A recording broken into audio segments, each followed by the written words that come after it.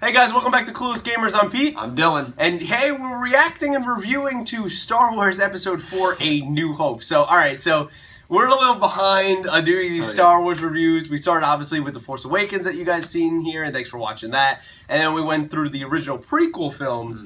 So we're finally getting to the originals. I'm finally getting to because I've never seen them before. The main reason we wanted to watch the first six, Pete had never seen them. I saw them so long ago. It's been so long. Nick, who you might have seen, he's on occasionally. He was on Phantom Menace. Yeah, that was really the only one. And the seventh one. Yeah. But he was supposed to be here with us, but further issues, you know. Yeah, but it's no big deal. Yeah, no, hopefully be back next week for Empire Strikes Back. But for this like whole movie here, I really dug it. Like, it was good. You know, general impressions here are okay. Again, I'm different. The first Star Wars movie, I want to get this right out off the bat, was Force Awakens. That was the first Star Wars movie I've ever seen. Right. So I gave it a 9 on this channel. The seventh one. Right, the seventh one. I absolutely loved it. Okay, now watching A New Hope. Not only do I rethink Force Awakens, I'm not going to go back and change the score, but I see the people that didn't like Force Awakens or had problems with it, why? It has so many similarities to New Hope. The storylines are absolutely parallel. I mean, they're almost exactly the same. Yeah, and they're definitely... I mean, we'll get into it, I would say, but that would be my general impression there, is they're almost exactly the same, but this is still an excellent movie. You still have at this time, in 1977, which I believe this movie came out, 3 pretty unknown actors in Mark Hamill and Carrie Fisher and Harrison Ford. You know, they're not household names at that point. Kind of what they're doing with the new Star Wars movies. So it was nice to see them in their younger selves and really acting in one of their first major motion pictures at the time. Yeah, I absolutely agree. And the thing that struck me too is we watched, this is remastered, right? Yeah, it's one remastered. One of his friends gave him a box set, so we can't really say how the graphics looked because it's all remastered. Oh, so you could tell when they're remastered. Yeah, not very superficial. Not very well. Yeah, very superficial. But my initial impression was these are a lot better than the prequels. They really are. As a young kid, when I watched all 6, I just had a genuine general impression that all 6 of the movies were good. Right, because it's Star Wars and you love it, and you don't understand the intricacies. Exactly. And then I heard, oh, the prequels were horrible, and I'm like, I don't really remember that. Rewatching them, you can tell there is a massive difference. And the big difference for me, the acting was a lot better in this movie. And this was 20 years. Just saying something, right? Because it's, 40 years ago at this point here in 2016. Yeah, and the acting we're reacting to this here in March of 2016. And the acting in the prequels was just, oh, man. Right, and you would think in 1977, all those older movies, like a lot of 70s, 80s movies, even some cheesy 90s lines, very cheesy, right? In this, it was funny, it was creative, there was well-articulated lines that were delivered properly. You understand why this movie had so much success back in the 70s and why it's just such a well-known franchise. It felt like professional writers and actors were involved in this movie. Yeah, absolutely. So going here into likes, there's a lot to like about this movie. Again, let's take apart and we'll push away Force Awakens. Let's just pay attention to New Hope at this point. This is a great movie. I mean, this is a great movie. It's a sci-fi adventure. I said to Dylan here, I said, when they first watched this, right? Probably wasn't called Episode 4 when people were watching this in 1977, right? So, didn't they think it was weird that they had words come up on the screen to start the movie? Like, that had to be strange, right? I really don't think so. I don't know. I just feel like that would be a strange experience. Like, right now, everyone, even me who didn't watch Star Wars before these, was like, oh, that's a Star Wars tradition. No, the words of the opening crawl, yeah, that's Star Wars. But when you're first watching it, you wouldn't know that. Well, it just goes to show you try something new, and if it works, like it worked in this, it works, man. And that's like a staple of the franchise. Oh, absolutely. I mean, yes, there's nothing overly complicated here with the movie structure and the movie plot. It's really good guys versus bad guys, and a hero that comes in the making, kind of a rise to hero, kind of that rough and tough guy that's really a lone gunner, in Han Solo, and then now he becomes a hero too, and partially, not completely, a damsel in distress, but Princess Leia holds her own, which is saying something that I like. In the 70s, to have a woman kind of in power, that was probably, I would say, one of the first big film roles where it was like, this is someone little girls can look up to. Yeah, definitely. So those are the things I really liked. The action was great. I laughed throughout it. There was some great scenes. I mean, one of my favorite parts in the movie was they're, in the bar or wherever on Tatooine, and they Obi-Wan just chops off that guy's hand, and the music stops, and everyone looks. And then they're so used to that shit that it just kicks off again like 5 seconds later. And everyone just goes. And the same thing happened when he shot, it was a Grigo or whatever. Shot some hunter. It was just like the same exact thing happened. It just shows that that's a rough and tough bar, and I love stuff like that.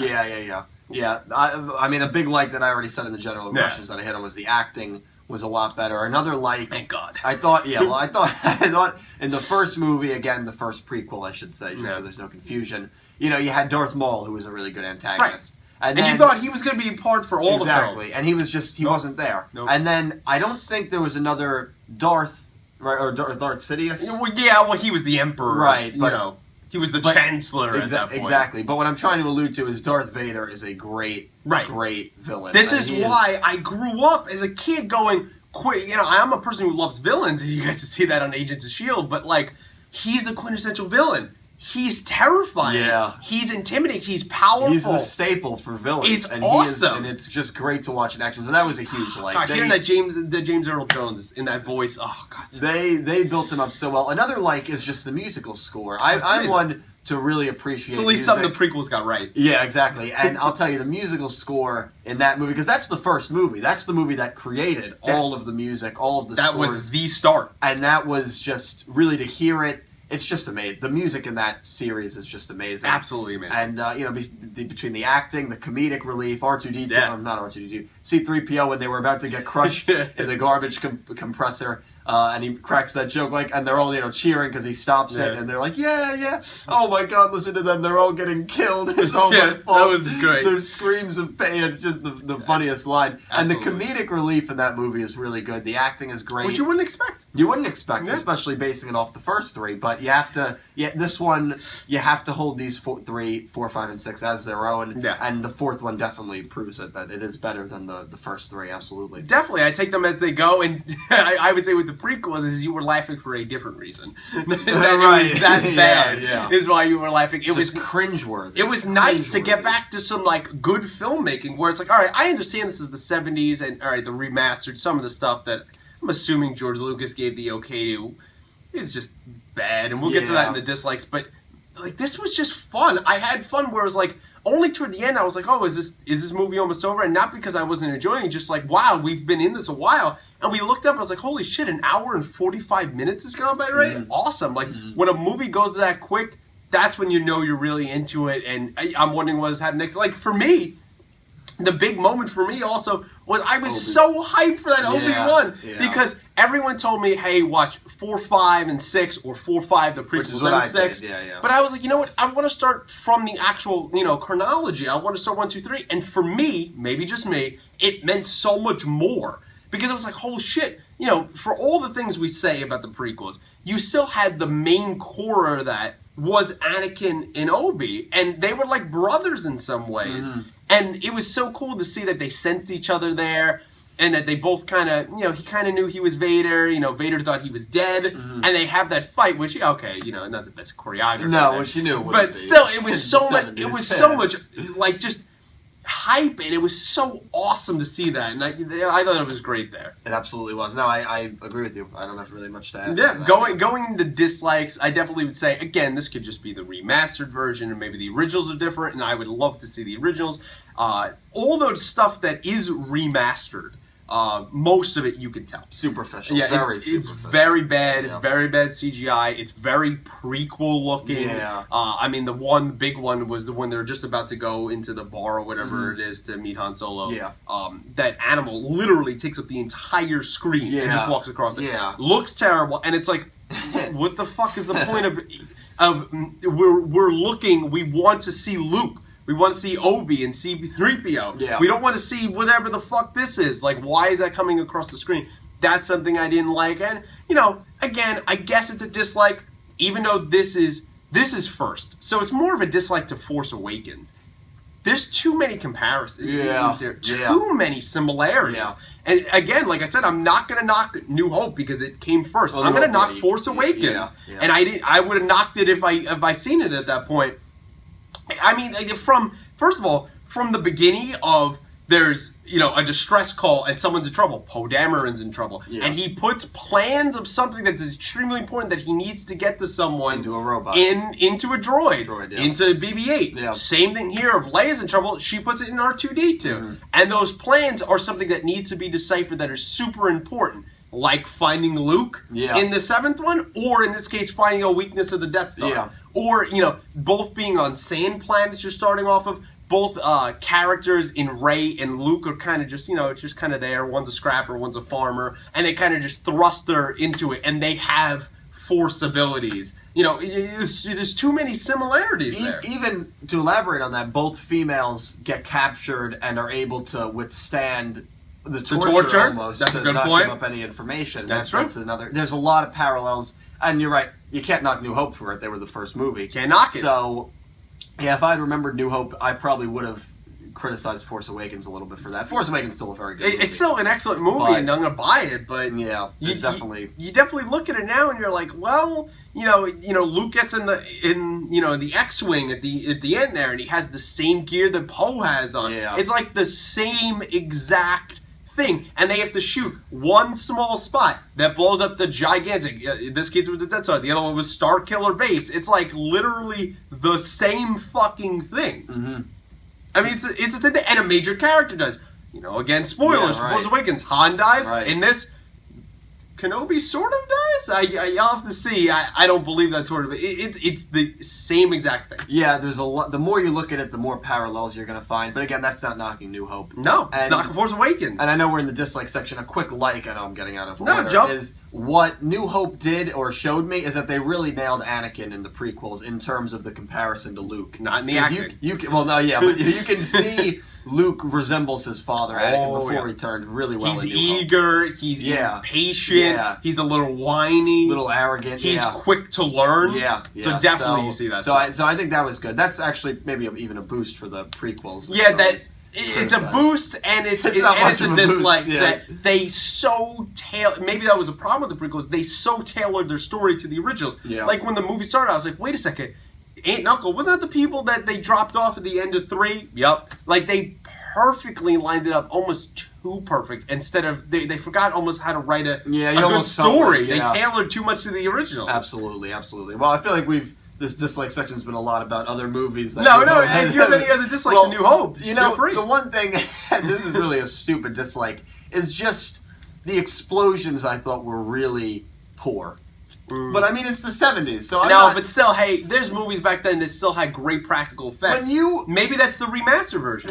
Maybe it might be. When you destroy the Death Star and it's supposed to blow up, it's supposed to be a slow thing. Yeah. The Death Star disappears. Yeah. It blows up and it's gone. The planet is gone, except there's just rocks there. And it happens like that, where, it's supposed to be burning, fire, and then maybe a large explosion. It just happens too quickly for me, but that's nitpicking, I mean, that's a very small pet peeve thing that I have, so that's not anything that hurts the movie in any way, really. That's just my own opinion on it. No, and also, the one thing I also said is, it seems like Tarkin died, and I always heard from him from, Collider's Jedi Council, and everyone always talked about it. I didn't expect him to die, in that explosion. I thought he was going to get away. And again, I don't remember the guy's name, and tell me in the comments below.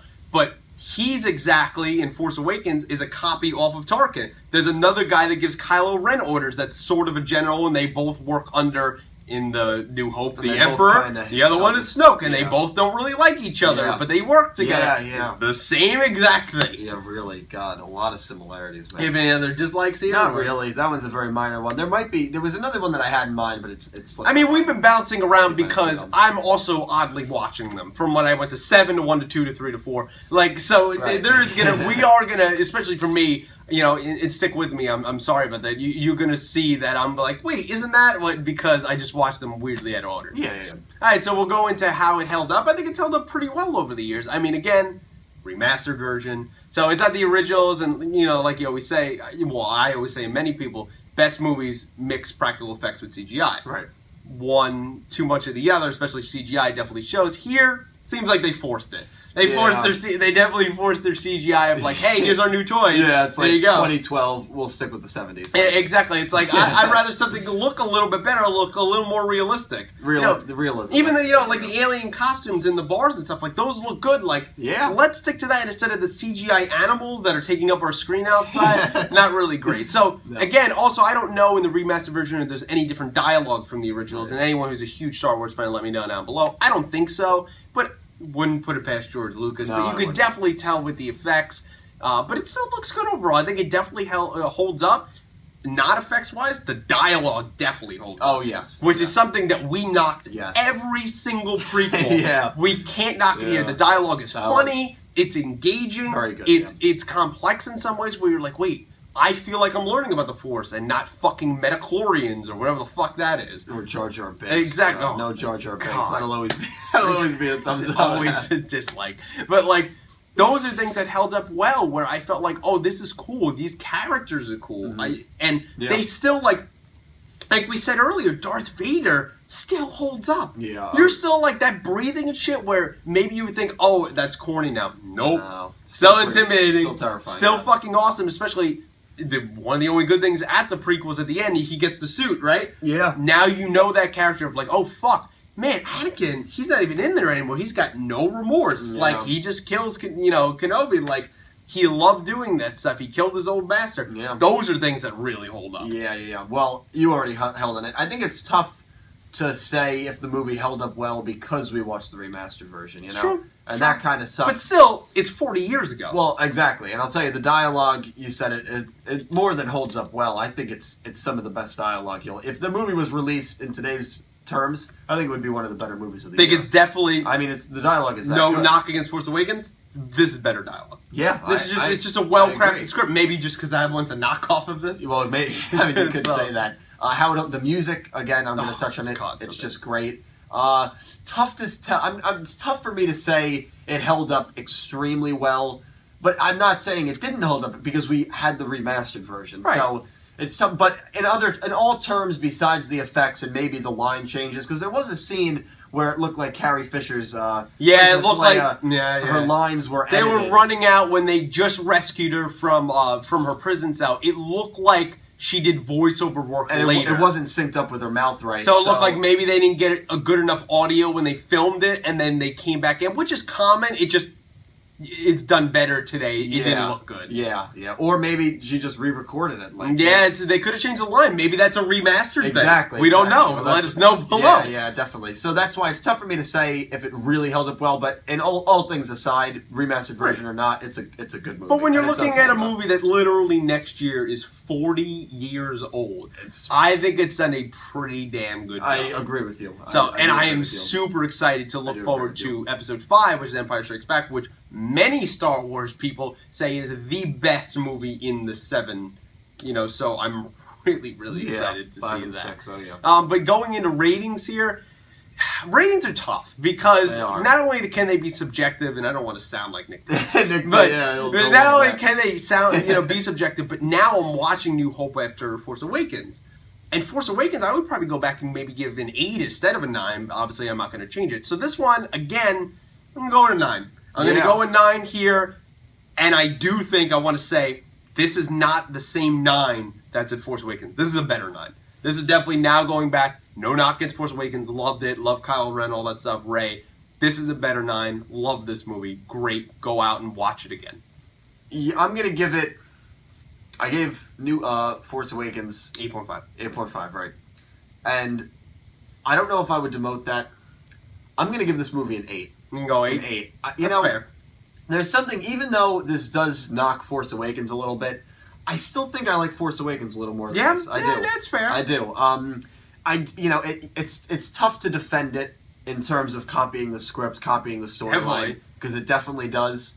They're both very good movies, and I'm going to go with an 8. It was almost like they were like, hey, this is an introduction to people like me. And this is a movie that did so well. Right, and this is the model that worked the first time. Exactly. And we're basically, even though they're not, we're rebooting it, a soft reboot. Yeah. So let's stick to that model. Sometimes it worked obviously well. It shattered box office records. Well. Oh, yeah. But when you go back, it's like sometimes maybe taking a little more risks. Yeah.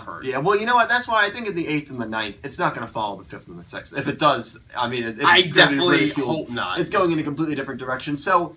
That's why I don't rip on it that much because, again, I just wanted to point that stuff out. Oh, well, no, I agree. I don't disagree with that. I mean, it does copy it, but it's a very good model to follow. Absolutely. It worked. As you said, it's a very successful movie. And they're both, bottom line, great movies. I definitely recommend checking this one out again, the 4th. Especially if you don't remember the 4th one well, like me, you'll notice. We're never watching it like me. You'll notice the comparisons right away. It's pretty, I wouldn't say mind-blowing, but it's pretty... noticeable. It's pretty crazy that you look at this movie that pioneered some of the movie industry and definitely the sci-fi and stuff and movie trilogies. Like, this is the quintessential movie trilogy, and it's nice that I'm finally starting it. Yeah. I really like that, and I definitely recommend go watch it. Go watch it with your kids. Show them. I love watching reactions on YouTube when they have little kids showing the reaction to Vader going, "Luke, I'm your father," which is one thing. Unfortunately, I was never able to avoid that spoiler. But it's still cool seeing that it's still a pop culture like icon. Yes. Not only Darth Vader, but Star Wars is so relevant. And people who had any question before Force Awakens, I think that movie squashed it. That Star Wars is in pop culture, is here to stay. Yes, absolutely. I agree with that. So that'll definitely be our thoughts here, guys, on episode 4 of Star Wars, A New Hope. Let us know what you thought in the comments below. Did you like the movie? Did you not like the movie? Any quips you have with the movie? We were really nitpicking here. Is there anything else you've seen there? Any changes here from the originals to the remaster? Any of you people who watch the originals out there, let us know dialogue changes or obviously effects changes. We're really interested in see that stuff. And any other thoughts you have in the film, let us know down below because we love talking to you guys. Like the video, subscribe to the channel, share with your friends if you'd be so kind. And until next Star Wars review, thanks for watching. Thank you so much, guys.